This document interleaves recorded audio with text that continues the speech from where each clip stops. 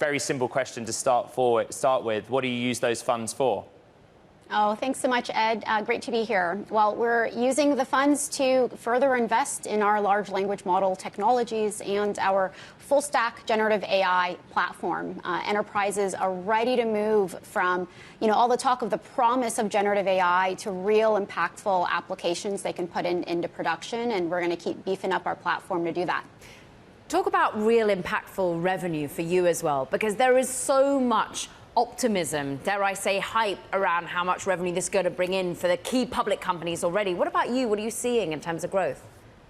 Oh, thanks so much, Caroline. So we are 4x, since the beginning of the year. So absolutely an influx of folks who, have gotten their hands dirty working with large language models, but are kind of stuck in POC purgatory, proofs of concepts that don't make it to production. And so we succeed and our customers succeed when we can really help them realize that promise, building applications that people actually use that involve, their data and are secure in their environments.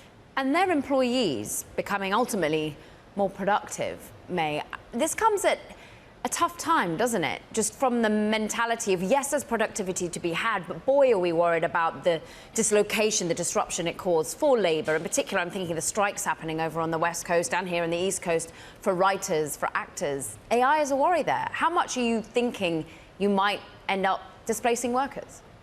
Yeah, it was a big concern of a lot of the executives that took a chance on us and executives who have joined this round, customers like Vanguard and L'Oreal and Accenture. And those executives aren't there promoting AI to displace jobs at all. We're really all in concert to help transform work, to make it more creative, more interesting, and really take away the kind of cognitive manual labor in a lot of these workflows. So, I would say we're quite different in that regard, in the way that Writer is use case based and workflow based. People are the heart of making generative AI work. May, you got that access to capital, but I think I'm right in saying you're also in the H100 club, aren't you? How important is it to have that compute access? You have a cluster in the thousands, I think I'm right in saying. So NVIDIA is a close partner. They're a customer of Writer as well. We really wouldn't be where we are if we didn't have that partnership.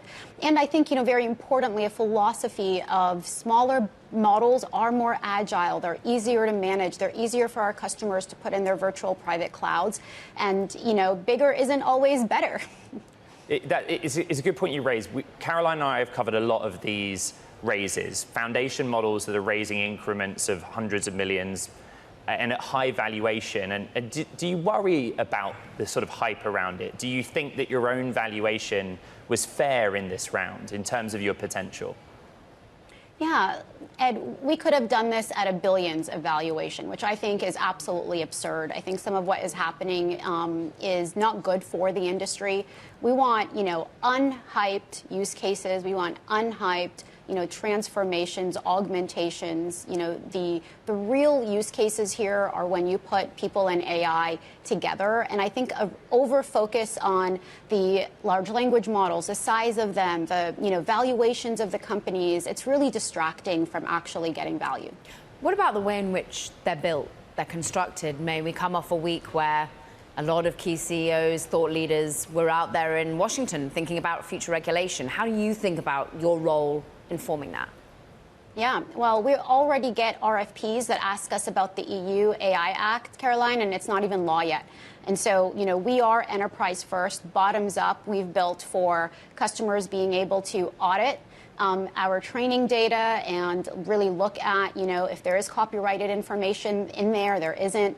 I think the companies that really make it in the enterprise have to think about a world where regulation is here, and it's here pretty globally, not just in Europe. May, really quickly, what kind of roles are a priority for you to hire? What kind of people do you need? Ed, literally everything. If you're in tech and you want to work in AI, please email me.